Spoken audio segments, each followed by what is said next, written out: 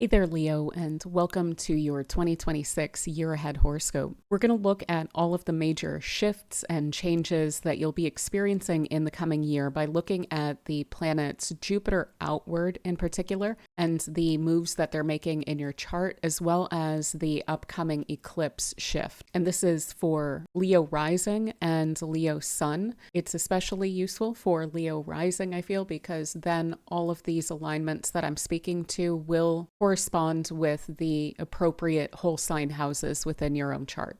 So this is an incredibly special year that we have coming up because of this alignment that I'm showing on the screen. In July, we're actually going to have this crazy, rare, unheard of alignment. Astrologers have looked back through the past for millennia to look for an alignment like this, and we can't find anything like this. This has been basically being discussed by astrologers for like 20 plus years at this point. And what we have is that all of the outer planets, so Pluto, Neptune, Uranus, and then also Jupiter, are all going to line up at 4 degrees of their respective signs, and they're going to do so in a way that is very symmetrical and very dynamic. So this is a huge year for the world that's coming up. Also for anyone who has placements around 4 degrees of any sign.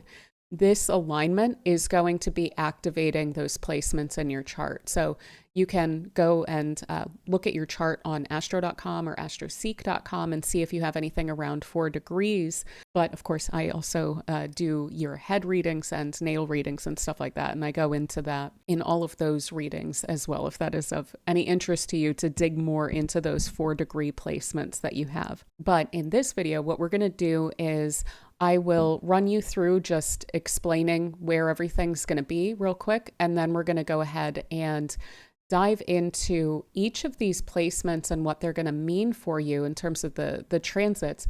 But we'll also then look at all of the alignments that these planets are making to each other and how that's going to wind up reinforcing all of these alignments for you as well. And we'll basically do that as we go. So another major alignment that we have coming up that we're going to discuss in this year is going to be the Saturn-Neptune Conjunction that's taking place in Aries.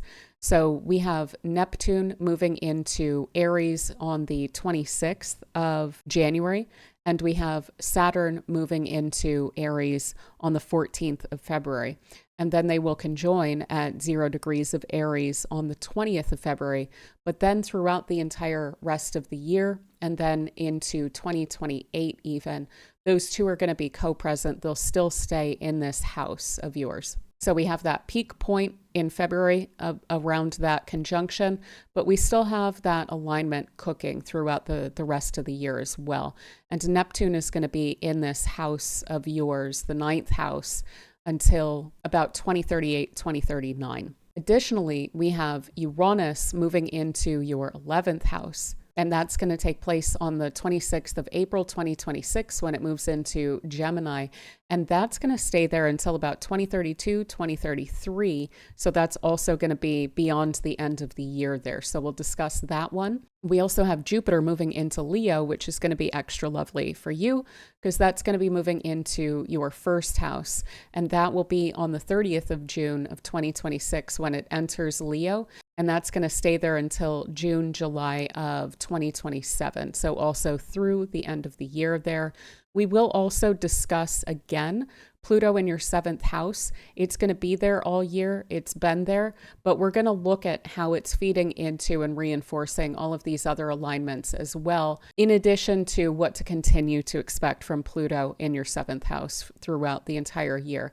And then these alignments of Jupiter and Pluto, those are getting super reinforced by the fact that the eclipses are about to shift into those houses as well, into your 1st house and your 7th house.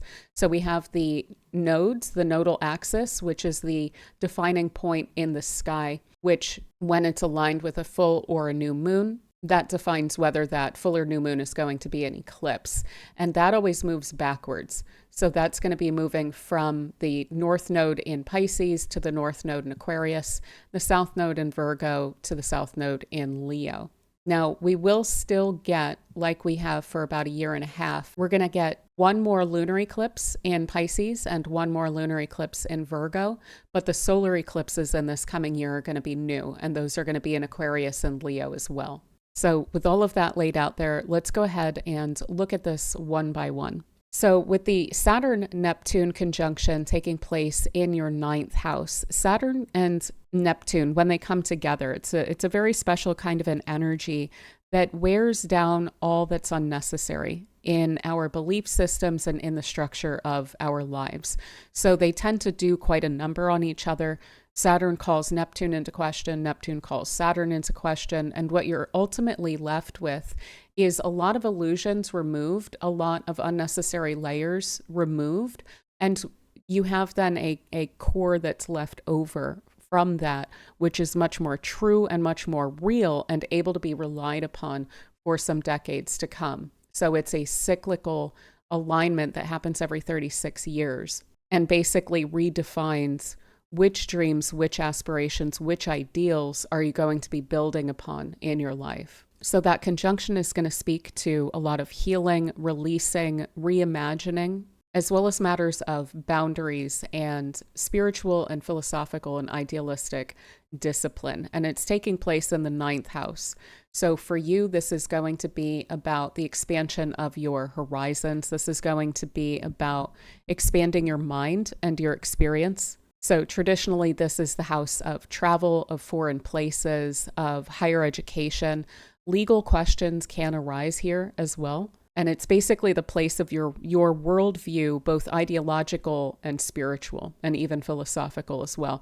I also considered this to be basically the place of the humanities. So any sort of interest that you have in culture or people, generally speaking, tends to show up in this house as well, in addition to spiritual questions. So there's this kind of dissolving of old structures around your belief systems that's coming up really strong in this coming year. This may feel for you quite especially like a disillusionment because it is in the 9th house where we can build up some illusions with regard to our belief systems and things like this. This is, I should point out, this is also something that's going to be kind of happening in the world that you'll be seeing. You're probably already witnessing it. A lot of people are, where the old narratives, the old guard is falling away, and the new guard, the new ideas haven't quite come into fruition yet, but they will through this conjunction as well. So it's kind of similar for you in particular around those belief structures as well. So this may feel like a major test of faith for you, like reality testing your belief systems, looking for the evidence, but also where is it that you don't need that? Where is it that faith is enough of a structure for you to work with? Where is it that you feel like you kind of directly experience your spiritual beliefs and basically what they mean to you, but also what is the underlying evidence that you have for your belief structure, and potentially we may even want to say your assumptions as well.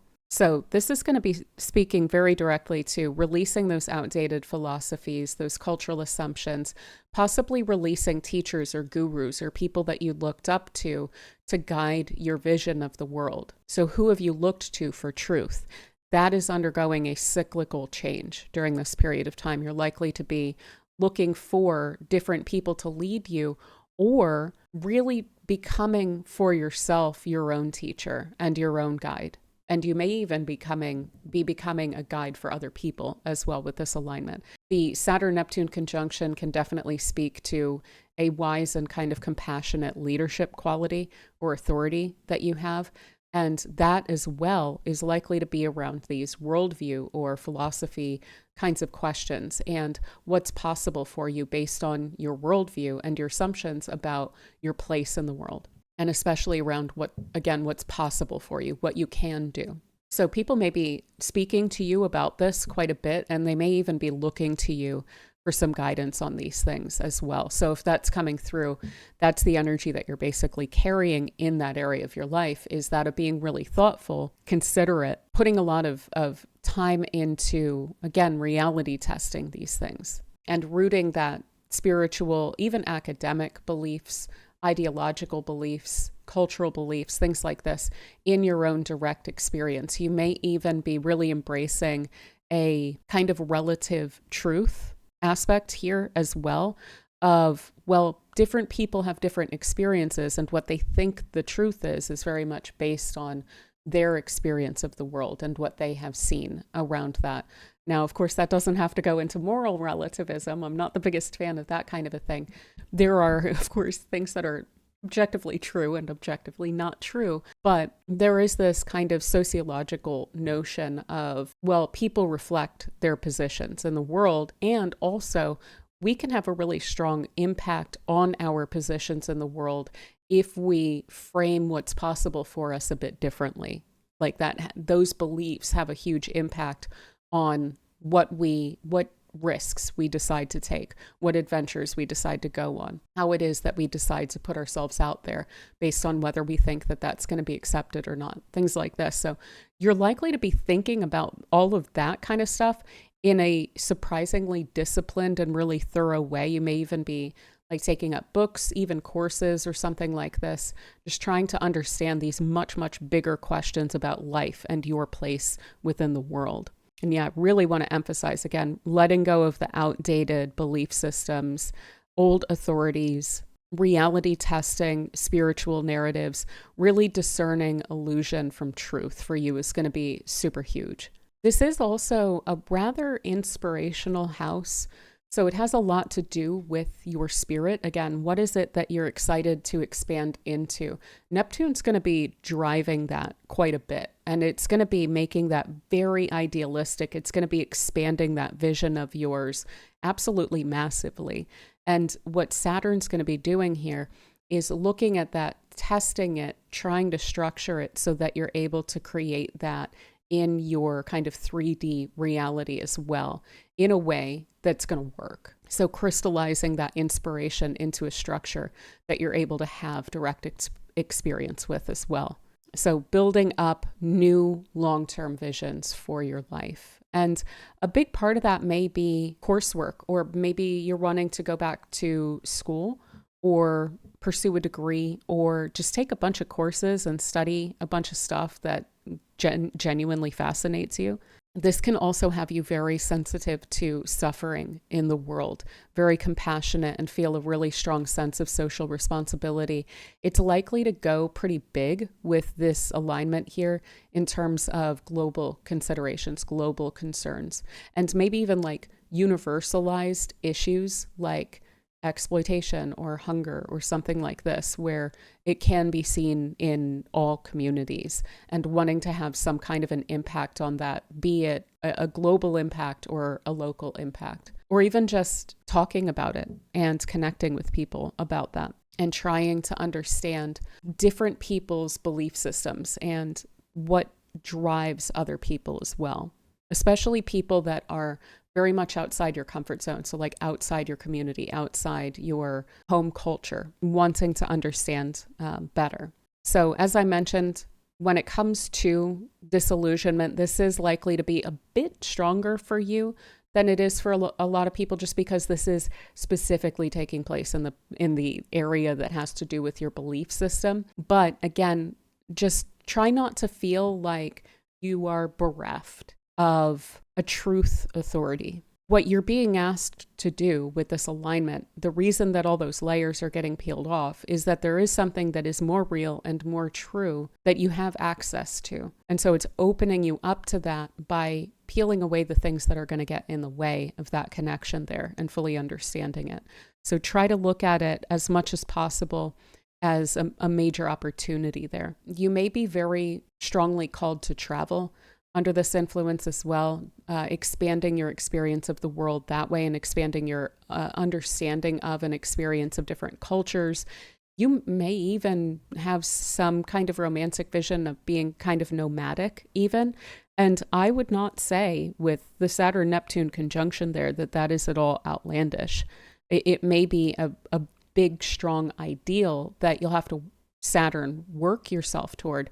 But Saturn is going to make those kinds of dreams possible for you as well. So if you're wanting to travel more, or you are wanting to feel less overly rooted where you're at, this is going to help a lot to that. So a lot of opportunities around healing any sort of ego attachments to, again, those outdated authorities or outdated belief systems, especially with regard to self-limiting beliefs. So any belief structures that have kept you in a comfort zone. This is really strong about grounding your ideals into practical frameworks as well, especially, again, frameworks of belief in yourself. This is going to encourage a lot of very mature compassion, globally speaking, and sensitivity as well, and a huge amount of development of wisdom through this period of time. Now, some of the things to watch for, I don't think this is going to be necessarily the biggest issue for you, but we can get some weakening boundaries or confusion or escapism that comes with the Saturn-Neptune conjunction. And so when it comes to boundaries around belief, just because you're feeling kind of disillusioned or there's these kind of belief system authorities that are falling away and so forth, that doesn't mean that your beliefs are wrong or that you shouldn't have strongly held convictions or things like that. So maintaining those personal convictions of yours and feeling very free and like it's your prerogative to maintain those convictions of your own. The confusion that comes up here is going to be quite natural in that transition period as you're building this area up for yourself as well. Now, there can be some, in like worst case scenario, cynicism about the world and about the way that things are going, cynicism about maybe matters of justice or truth, especially in the world. But again, that's not the purpose of this alignment. So if you do notice that coming up, look for signs of hope, and I would say follow those threads. So yeah, on a psychological level, this is going to be bringing up questions around boundaries and how those have maybe kept you safe, yes, but also maybe have kept you tied into certain belief structures, even self-limiting beliefs that have kept you held in and have kept you from taking some of the risks that you would otherwise be inclined to take or be excited about. Again, I think like prerogative might be a really strong word for you, that it is your prerogative to define for yourself what your life is going to look like going forward. It's a very like ninth house thing. This is also bringing up a lot around responsibility and maturity. So if you are taking courses or you are traveling, you may take that very, very seriously around this period of time and try to get the most out of that. But also, again, when it comes to your belief structures and things like this, those are really maturing throughout this time as well. This is also really working on intuition, imagination, idealization. So again, when it comes to your belief systems, that's going to be very strong. And on a more esoteric level, this is speaking to limitlessness. So the self-imposed limits are going to be tested, and those that are not serving a good purpose are going to be stripped away by this alignment as well. So we can also then see the birth pangs basically of a spiritual kind of ascension with this alignment in your ninth house as well, or a more evolved spiritual framework that you're working with as well. So let's go ahead and move on then to Uranus, which is going to be in your 11th house. So Uranus in Gemini is going to be bringing up major themes around innovation, freedom, disruption, awakening, and acceleration. And that's going to be taking place in your 11th house. And that has to do with your friends, benefactors, colleagues, the social groups and organizations that you belong to, as well as hopes, dreams, aspirations of yours. So this is likely to be bringing in a major turnover when it comes to your friend groups and things like this. You may find that you are meeting a lot of Geminis throughout this period of time, connecting with new people, connecting with new groups, maybe connecting with new scenes. So there's this kind of realignment of your social life that's coming up here. The old networks are going to come apart where they're no longer exciting, they're no longer helping you to grow, and then new connections are coming in to push you forward. So there's a lot of rapid change and possibly even aligning with more eccentric or more kind of out there, maybe artistic people or very political people or people who are otherwise very unique and again, eccentric. There may even be a social cause that really animates you that you go kind of all in on and do so in a way that's tied into some kind of a community, typically. And this may happen quickly. So if there are people that are suddenly moving or there are people that you suddenly realize you are growing apart from that would make sense with this alignment. And it's making space basically for new people to come in, people that you can grow with as you are realigning. Now, there may also be some revelations or things like this that wind up coming in around friend groups, around people that you've been close to that may play into that. But I would more so expect any sort of stagnancy or feeling like you're in a rut socially to be shaken up. Another thing that I tend to see with the 11th house that I expect is going to wind up playing into this quite a bit for you is matters of social expectations and how we can sometimes try to fit into people's boxes, fit into a social role that we probably have co-created with those around us for us to fit into. So this is a major liberation from that kind of stagnation as well, coming right out of that box of that social role that you filled up until this point and stepping into something that does feel more liberated, that feels like there's a lot more opportunity and room to grow and expand, especially again, the way that this is feeding into Neptune over in your 9th house and recognizing how much more potential and possibility there is for you. Those self-limiting beliefs that you're releasing are very likely to also reinforce a desire to break free from old social roles and things like that. This is also all like both of these, all of this really. This whole alignment is likely to have this year in particular, and then again, the first half of next year, as you have Jupiter out in your 1st house. So much of this is going to be about how you see yourself and how you're putting yourself out there and what you think is possible for you and what you're willing to accept from others and things like this. So we're going to see those themes wind up weaving through a lot of this and be super reinforced by the fact that these alignments are all highly supportive of each other as well. Now, you may also find that you're stepping into a new kind of leadership role as well. That may be one of these new social roles that you're taking on. And if you do so, I would say there can be a kind of iconoclastic aspect to that Uranus, and you may be filling some of those kinds of roles, or at least kind of checking some of those boxes, you know, with how you are in your life and everything, being quite idiosyncratic and embracing a lot of that.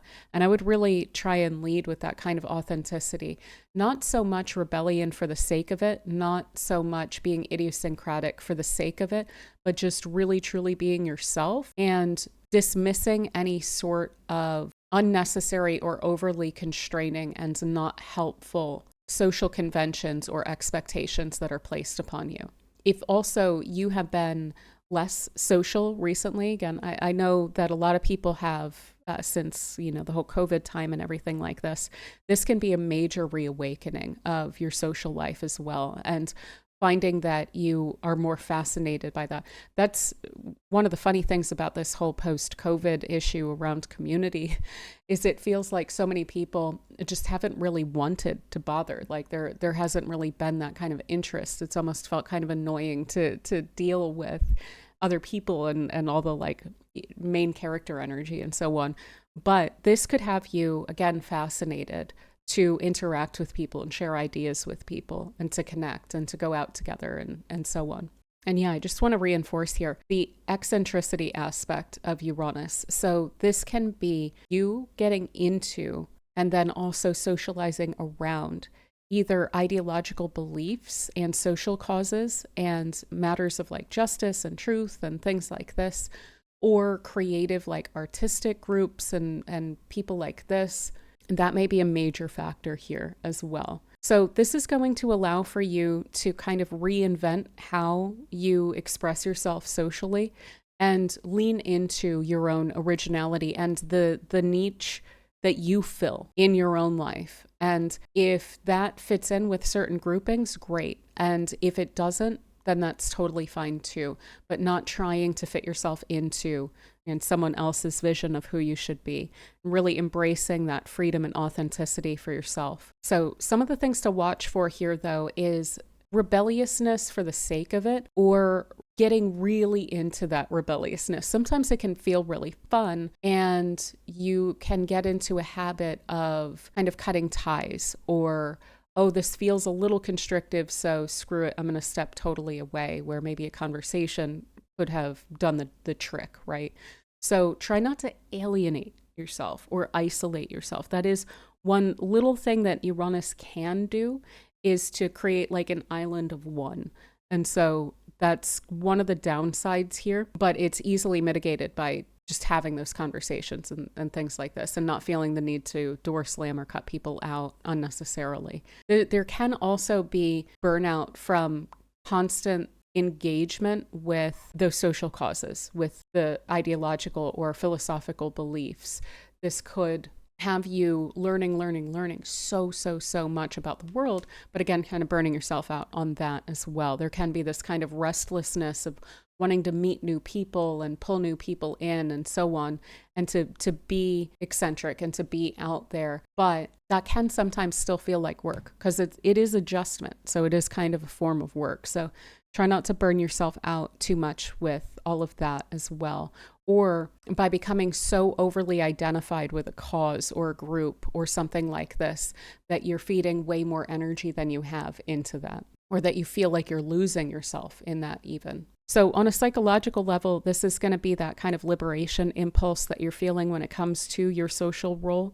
And there is this tension that comes up with that Uranus around individuality versus that group identity. Now, this is also going to be working on your aspirations and hopes and dreams in the 11th house. This is the place where we're climbing toward the 10th house. We have these new dreams, these new aspirations, these new visions for your future. Again, Uranus for you, Uranus and Neptune are going to be working together on this quite a bit. They're flanking that 10th house.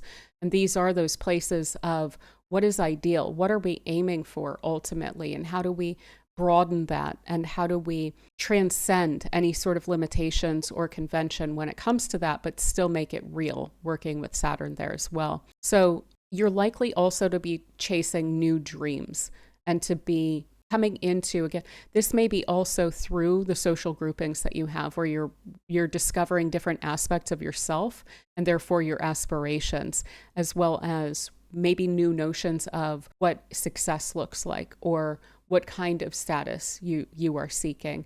Is what you're seeking financial gain and like a title or something like that? Or is the kind of quote unquote status that you're seeking to impact people's lives and to make people think, So this is going to be working also very much on that level and bringing in some revelations around new dreams and hopes and aspirations that you have as well. But again, a lot of these things can be foreshadowed, I guess, maybe a term for that, by not feeling aligned anymore or feeling too caged in by the old ones. So old dreams, old hopes, old aspirations that just don't quite feel like they fit anymore. This is also going to be pointing those out and making them feel very uncomfortable until you're willing to basically give those up and make space for the new too. So there is this kind of divine discontent that winds up coming through on a more esoteric level with Uranus as well. And some of that divine discontent may be around what it is that you've been aiming for some time. And that doesn't mean starting from scratch, but adjusting and tweaking the vision, the plan, the idea that you're creating basically in your life in order to make it more fascinating and more enlivening, more exciting, more motivating again. So let's go ahead then and talk about this Jupiter, which is going to be in your first house. Super exciting. It's a very nice alignment to have anytime Jupiter is transiting through your first house. Basically, what Jupiter winds up bringing is a lot of luck and opportunities and like affirmation, people saying yes to you quite a bit. There can be some magnetism with Jupiter as well, but just things going more smoothly than expected, especially where concerns how it is that you're coming off to other people and therefore the energy that you're getting back from them as well. So that's in part why Jupiter tends to open a lot of doors for us when it's in the first house. It also can expand us quite a bit. So on the one hand, yes, physically, so that is usually something to be warned about a little bit if you don't want to be expanding physically, but in terms of our spirit as well and our horizons, this one is going to be working for you really closely with Neptune in the 9th house, which is also going to be expanding your horizons a lot. And then as that Jupiter even moves forward, it's going to be making multiple trines to Saturn in your ninth. So when it comes to you and who you are and how you perceive of yourself and how you approach things and how people approach you and so on, your identity, your personality, and the, again, expansion of your horizons and your mind and experience and things like this, those are going to be working together in order to make that very, very real, to make it expansive, but to also bring that in a way that's very realistic and sustainable so that you're continually growing, but not necessarily throwing yourself into something full on and then getting totally burnt out and giving up on it and then throwing yourself into something. There's this kind of slow burn that you can get into with those trines to Saturn, which is going to be really, really great. So with Jupiter and Leo, this is going to be speaking to a lot of courage, creativity, joy, play, and leisure. And it's going to be bringing that energy into you, particularly with the first house. That's what that is straightforwardly you. And so this is going to be encouraging a major personal glow up, a lot of really bold self-expression, a major increase in confidence and being seen as a leader and seeing yourself as a leader as well. Huge amount of magnetism and charisma that's going to come up with this too. So this is likely to feel like a personal renaissance, basically. A major, really wonderful and warm and kind of glowing like new start for you, a new cycle in your life that you're stepping into. And so I would really encourage throughout this year, lean into that optimism, lean into that confidence. Of course, trying not to be, overly cocky or arrogant or anything like that, or to step on people's toes, but just fundamentally leaning into the self-belief is going to help you with so many of these alignments here. And that Jupiter is going to be encouraging the heck out of that by really increasing your radiance, your enthusiasm. It's going to bring a huge amount of attention in for you as well. And like praise is very likely with this. But it will also really encourage taking creative risks and being very adventurous, showing up boldly. So it's not just that this is coming in for no reason. It's coming in because the energy that you're putting out there is hitting people right. And that optimism and enthusiasm is going to underpin that in a really wonderful way. Not to mention the joy and the playfulness as well. So being like this kind of cheering up force in other people's lives is going to open up a lot of doors for you as well. Those opportunities open up due to your positive energy that you're bringing toward other people, because that's very valuable, especially around the world the way that it is right now. This can be also encouraging a lot of personal indulgence. So that is something to kind of keep in mind here, is that you may go over the top in lots and lots of different ways. And I wouldn't say never do that, but I would just say maybe there could even be overspending or things like this that wind up being encouraged by this, or overextending yourself, saying yes to too many different things because you're genuinely excited about a lot of different things, or you genuinely want to take people like under your wing, or to be really big-hearted, or to be really generous and to affirm other people and to build other people up. But there's only so many hours in the day. So that's something to also kind of keep in mind here. I realize now that I have a typo here. I'm sorry about that. Launching personal projects and expressing yourself boldly is also big here. So you may be really inspired to create either a project or a personal business or some personal kind of creative path, basically, for you. Could be initiated under this, and it would be a really good time to do so, especially if it has anything to do with like marketing or expressing yourself, putting yourself out there and getting positive responses back. So a lot of opportunities here on a personal level around strengthening your self-belief, your sense of being able to define things for yourself. So your independence as well, especially again around belief and social independence and not needing to fit into other people's boxes, and yet still getting that positive feedback.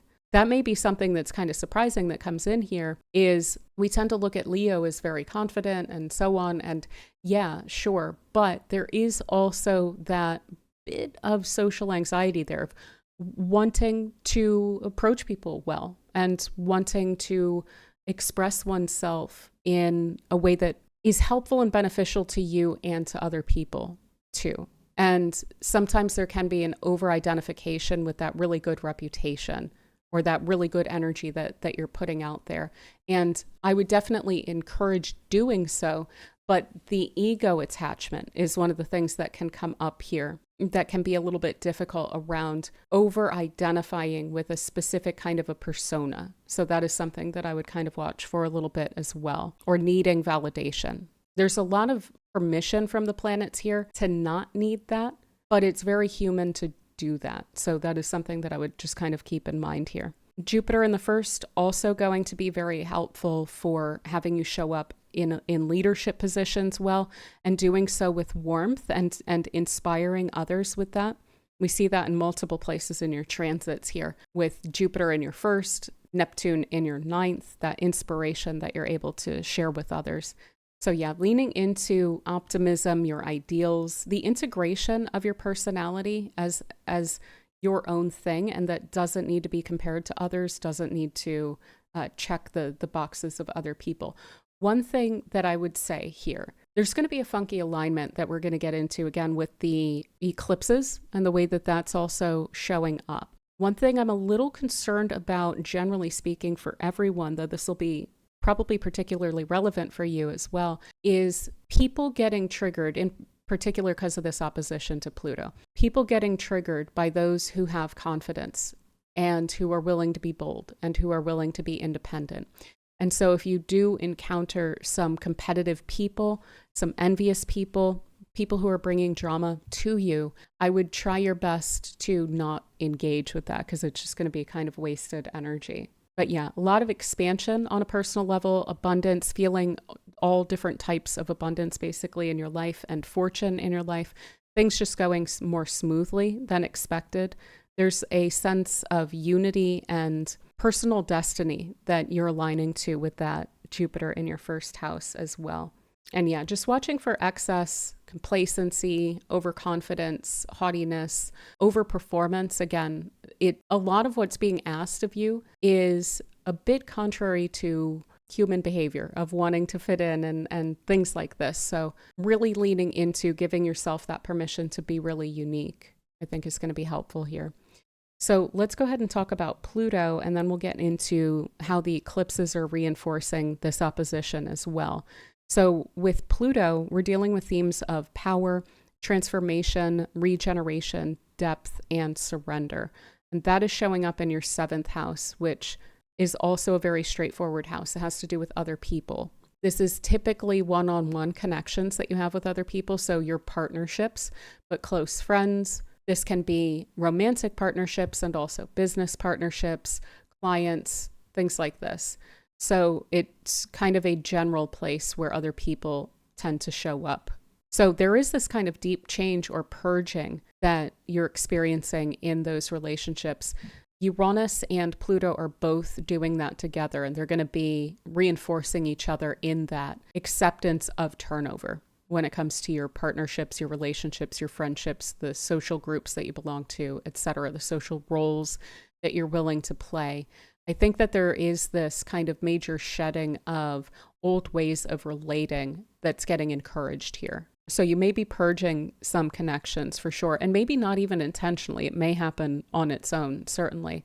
But there is also some empowerment with Pluto that comes in. And so you may be really recognizing as well the impact that you have on other people, as well as facing shadow aspects when it comes to relating, which generally has to do with the Jungian notions of projection and projection of the shadow, but also projection of one's own good qualities upon other people, and sometimes dealing then with complicated power dynamics if you're assuming everything is on the up and up, etc. So that's the edge to that Pluto, is those power dynamics in close relationships, manipulation, as well as some resistance to change in partnerships. It may be a little overwhelming. You may start to feel like you're doing that, creating an island of one. But this does call for some connections to transform if they're going to wind up sticking around. And if they don't, then probably releasing some of those as well. So you're very likely to be encountering matters of power and control in your relationships in this period of time. experiencing those endings that create new space for new life in this area, getting out of ruts when it comes to your connections, your partnerships. And there can also be exposure of truth with Pluto as well, similar to Uranus, where that's working on friends. This is working on those kind of more so one-on-one connections that you have and bringing things up to the surface about how it is that you relate to people. And I think that when we're dealing with seventh house transits, it's helpful to look at that house not so much as that's where my romantic partner is, or that's where my business partner is, or that's where my close friend is, and that's who this is working upon, this transit. To me, it's much more fundamentally how we relate to others and how we experience those connections. So that truly at the core of it is what's transforming here. That's what's getting regenerated. That's what's going through a turnover. But the way that we see it in our 3D world is, oh, I've outgrown this partnership. It's like, well, yes, certainly, but it's because of the fact that you outgrew a way of relating that fit into that relationship. And the new way of relating, which is more aligned to you, doesn't work with that person for whatever reason. Now, if you're not directly dealing with these themes, these things are likely to come up somewhat subconsciously as well. So subconscious drives and desires may also be revealed to you. So you may be recognizing I'm attracted or magnetized to different kinds of people than I used to.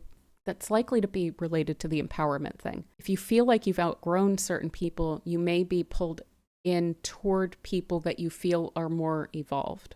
So a really intense purification and renewal of that area of your life around relating, and probably a lot of lessons in control and matters of dependency and empowerment in your relationships as well. Now, on the other hand, Pluto is very profound, and it does have this deep emotionality and deep revelatory, open kind of aspect to it. It does bring up vulnerabilities and things like this. And so this can also speak to developing some really profound connections that you feel like you can open up with on a level that you haven't quite before, or that you feel like people are understanding you on a level that they haven't quite before as well. So it's definitely not all bad. It's just that it is calling for that regeneration of this area so that you can connect with people that you can be more yourself with, and that you can learn more about who you are through those connections. So shadow stuff to watch out for, again, the manipulation,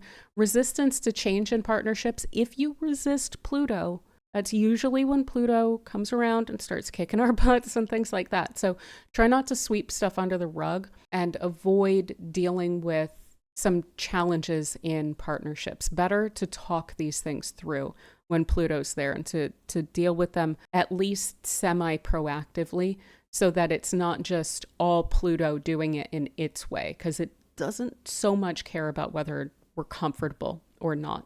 There may also be certain people that come into your life, I have to say this, there can be obsessive qualities. Like you may become kind of obsessed with someone or a couple people, or again, a way of relating you may get really, really into. And keeping in mind that when we do become obsessive about people, or there can be envy, jealousy, things like that also that come up with Pluto, that is handing over a lot of control over our own emotions to someone that maybe we're not even comfortable enough to really open up with about those things. So just kind of keeping that in mind as well.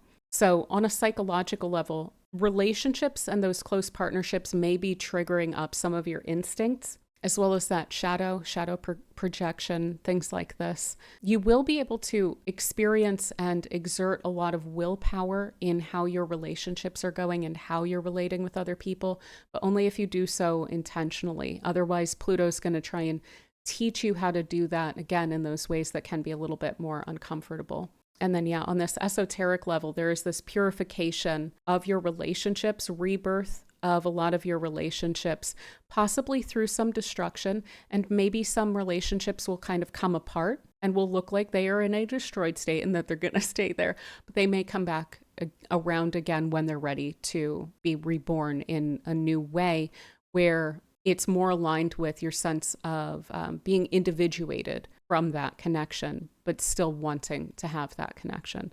So that's a lot of what Pluto's going to be working on in phases. It's not going to be 100% of the time for 20 years, but I'm not sure if I mentioned this actually when I was going through the dates. I'm kind of bad about this, but that Pluto is going to be in your 7th house until about 2043, 2044. So it's going to be a few different phases of this. You'll probably be dealing with, to a greater or lesser extent, some of these dynamics each year. So we'll continue to kind of talk about that each year. But this one is especially important around this period of time, really into 2028 here, because we have that getting reinforced also by the eclipses. So as I mentioned, you've been having some eclipses for about a year and a half in your 2nd house and your 8th house, with the North Node in your 8th house, encouraging some level of trust and commitment and vulnerability and opening yourself up to others and not feeling the need to just take care of yourself and just rely on yourself. So we're still getting a little bit of that in the alignments here, where you're still getting encouraged to develop trust in others through being able to stand on your own 2 feet and trust yourself to respond appropriately if someone else is doing something that's a little bit untoward, for instance. So that's one thing I tend to mention quite a bit with the 8th house, is that the only way that we can really comfortably and safely get to that trust that is deeply placed in the hands of someone that is outside of us and therefore cannot be controlled by definition is just through controlling what we can, which is our own trust in ourselves and our ability to respond to any given situation that people may throw at us, because we know that we can step away from something if push were to come to shove, right? So there's been a lot of encouragement along those lines. There may have even been some financial shifts and challenges that have come up that you've been able to overcome in the past year and a half or so. Now, that is still going to be a bit of a thing, but that is going to get overshadowed by the fact that we have the solar eclipses, which tend to be a bit louder. Those are going to be with the North Node in the 7th house, which is encouraging you to build new connections and to connect with people, to put yourself out there, to relate with others. That also speaks to a new way of relating, very much like that Pluto out there. So that is really highly emphasized. And then we have the South Node going into your 1st house, which is, again, reminding you, don't become an island. Yes, there may be a lot of changes going on in your relationships and things like this, but you can still rely on other people for a lot. And you should ask for help, things like this. And maybe there's even some, again, self-limiting beliefs that South Node is going to be speaking to with your 1st house there that need to be shed. So with those solar eclipses, we're going to get one on February 17th of 2026. That's going to be an Aquarius out in your 7th house, speaking directly to partnerships and connecting with people. And then we're getting one in your 1st house, which is actually going to be a total solar eclipse. It's going to be a pretty big deal eclipse there. And that's going to be on August 12th of 2026. And that's likely to feel like such a sharp point of new me, new life, new whole cycle that's coming in for you, that encourages a lot of confidence and boldness and warmth and all of those Leo qualities that you have. So there is a lot of opportunity coming in the coming couple of years of growth through balanced partnerships. So the me and the we is balanced, individuated, but trusting connections. Also developing very authentically around respect in those connections. So respecting each other's boundaries and things like this as well. And releasing, on the South Node side of this, the need to stand on your own. You don't have to. You can. That's what the South Node usually says, is like, you have this, you've got this, but you might be overdoing it a little bit. So you don't have to stand on your own. It's wonderful to have connections, just as much as it's wonderful to be capable of taking care of yourself. So the shadow aspects of this are going to be potential domineering nature or dominating in relationships or trying to control other people on one side or the other. So that's something I would really encourage trying not to participate in, because that's going to trigger the heck out of the Pluto taking matters into its own hands aspect of that Pluto transit in your 7th. We don't usually want to be poking that bear. And one of the ways that we can do that is to get into complicated power dynamics. So that's really to be avoided here. and projecting instead of genuinely connecting. So very much encouraging listening rather than planning your next response, building people up, but not in a self-deprecating kind of a way, not comparing yourself to others, but rather really accepting differences and how you're able to complement other people. And again, a lot of this is going to come right back to that matter of approaching people with optimism and enthusiasm and confidence and joy and playfulness and warmth. So you can avoid almost all of the potential negative aspects of these transits for yourself in this coming year by just carrying that energy with you. And that's also going to tap you right into that Jupiter, which is going to be very helpful as well. So there's a lot of opportunities to release any sort of performance for validation as well with this, the cultivation of really true expression, as well as integrating individuality within a collective or collaborative framework as well. Watching out for ego, watching out for group conflict and drama around recognition or loyalty or things like this as well. But yeah, I think that is a lot, pretty much of what I have for you, Leo, for this year. It's going to be pretty awesome. These are some great energies to be working with. Jupiter's going to be a really wonderful ally to be able to lean on in the coming year as well. And in the first half of the year, as it's still moving through Cancer, which we discussed for last year, that's going to be building up those reserves underneath the surface of feeling like, okay, things are slotting into place. There's these weird serendipitous things that are coming through for me. And that's then going to encourage extroverting that hope and optimism and enthusiasm as it moves into your first house as well. But yeah, I think that's what I've got for you. So I really hope that this helped. I hope you have an absolutely beautiful year. If you don't mind giving the video a like or a hype, I would greatly appreciate that. And also if you would like a personalized year ahead horoscope for all of the different placements in your own personal chart. I do offer year ahead readings, which are tailored to the chart and all of the placements and do different timing techniques and so forth. I offer that at Sociastrology.com if you want to dig into this more. And there's also information in the description box below for membership perks. We tend to discuss astrological topics as well as do weekly forecasts and things like that. So if you would like to join, that's down there in the description box. And do consider sticking around by subscribing. I go through even more alignments than this on a weekly basis, all of the significant alignments. We look at it from a global, a collective, as well as a personal lens based on your rising sign like we've done here, or your sun sign. So if that's something you're interested in, definitely consider subscribing. And yeah, like I said, I hope you have an absolutely wonderful year. And thank you so much for spending this time with me.